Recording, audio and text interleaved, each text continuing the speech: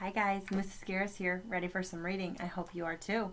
So go ahead and give me 5 and 4, 3, 2, and 1. Awesome, we're ready to learn. All right, boys and girls, first let's say our I can statement together. Right now, the first thing we're going to do is we're going to be focusing on hearing the short I sound in words. So here's our I can statement. I can hear the short I in words. Can you say that with me? I can hear the short I in words. So we're just going to be saying words, and then you're going to tell me, is the short I in the middle of the word, or is it at the beginning of the word? Okay, so you're listening for short I at the beginning or in the middle of a word. Okay, here we go. You're either going to say beginning, number 1, or middle, number 2. Okay, here we go. I can hear short I in words. Your first word is win. Okay, if you want to use your arm to segment and blend, in. Where did we hear the short I? Not at the beginning. In the middle. Not at the end. So in. I heard it at my elbow, so I should be putting up a 2. We heard the I sound in the middle of the word win. Okay, let's try another one. Into. Into. Into. 1, do you hear it at the beginning? 2, do you hear it in the middle? Into. You should have a 1. Good. Into. I hear it right at the beginning. The first thing I hear is I. Okay, your next word is pick. Pick. What do you think? Ick. Ick. You should have a 2 up. I heard it in the middle. Ick. Pick. Good. How about this word? Fill. Fill. Beginning or middle? Fill. You should hear it in the middle. Number 2, fill. All right, last word. Let's do the word it. It. It. 1. It's at the beginning. Good. It. Nice work. All right, boys and girls. Now, let's look over at my board here. And last week, we're working on this short A sound. This week we're hearing I. Last week we practiced the short A sound. So I have a whole bunch of jumbled up words. Some of them have that short A sound. Some of them have this CK sound that we talked about last week. And some are sight words. Sight words are hard to sound out sometimes. So those are the words I just want you to be able to read and know right away. Okay?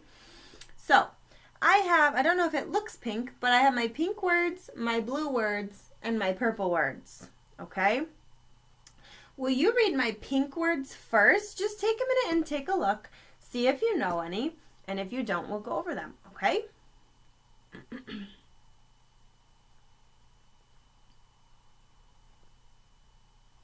Okay. Read them with me, will you? I'll point and we read together. Here we go. Mad. Mad. That. What. Okay? Now your turn to read them. Here I go. When I point, you say the word.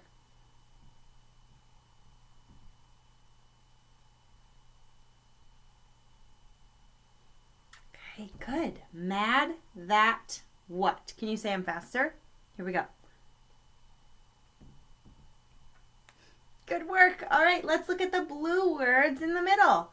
Okay, my blue words. Ooh, take a look at those for a minute and see which ones you know. If you don't know, try to segment and blend them.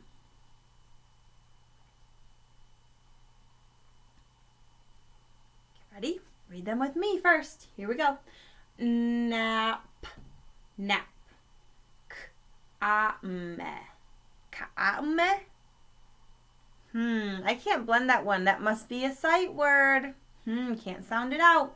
This word is come. Segment and blend this one. P-a-k. Good. Now your turn to read them. Ready?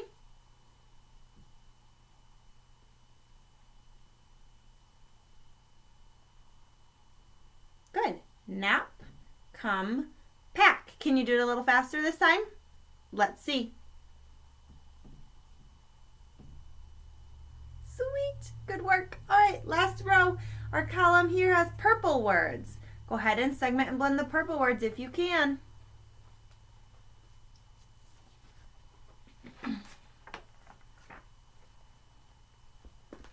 Okay, read them with me. Let's segment and blend this first one. Tack. Tack. Good job. Tack. This next one. No. Can't segment and blend it. This word we just have to know. It is chew. Good job. Say chew. Good. Make sure you look at the word when you're reading it. Okay, and the last one rhymes with to, but it starts with d. Rhyming words have the same ending sound. To do. Good work. Your turn to read them.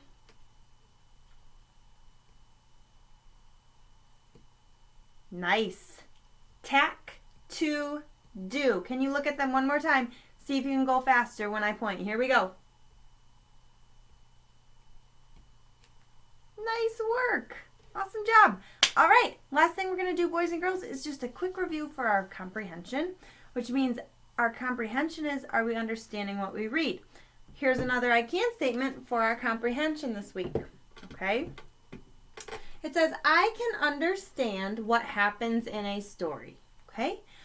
Do we understand two things? What happened at the beginning, middle, and end? Can you just tell what happens with the characters? And can you tell or recognize and understand when there's a problem in a story and if it gets solved? Solved means, did the problem get fixed? Okay, so what I'm going to do is I'm going to read you a super short story. Okay, pay attention to the characters, the setting, where the story takes place, what happens at the beginning, the middle, and the end. And then I'm going to ask a couple questions. See if you can come up with some answers. Okay? My story is about Amy. Okay? Amy came home from school and called her cat Whiskers. But Whiskers did not come.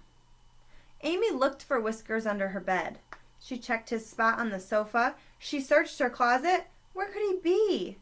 Amy checked one last place. Wonder where. She looked in the laundry basket downstairs. There you are, Amy said. Whiskers purred to say hello. Okay, so super short story, right? Okay, can you tell a character? Who's our character? We have two of them, right? We have Amy, and who's her cat? Whiskers. Good. Okay, now beginning of the story, Amy is coming home from school. Okay, let me read the rest of it one more time so you can listen. She came home from school and called her cat Whiskers, but Whiskers did not come. Amy looked for Whiskers under her bed. She checked his spot on the sofa. She searched in her closet. Where could he be? Amy checked one last place. She looked in the laundry basket downstairs. There you are, Amy said, and Whiskers purred to say hello. Cool. So, you have an idea of the setting? Where are Amy and Whiskers in the story? It says Amy comes home, right? She came home, so it must be at her house. That's the setting. Okay, so the beginning, she comes home from school. What is she doing in the middle of the story? What's she doing for most of the story? She's looking for Whiskers, isn't she? Now, I could name every single place she looks, but when I retell a story, I just want to tell what's super important. What's super important is she came home and Whiskers wasn't there, right? So she searched and searched for him. And at the end, what happens? It's important to tell a reader that she found him, right? That's the important part of the ending of the story. So, great job. We went beginning, middle, and end. Now, my question for you is, what was Amy's problem in the story? What was her problem?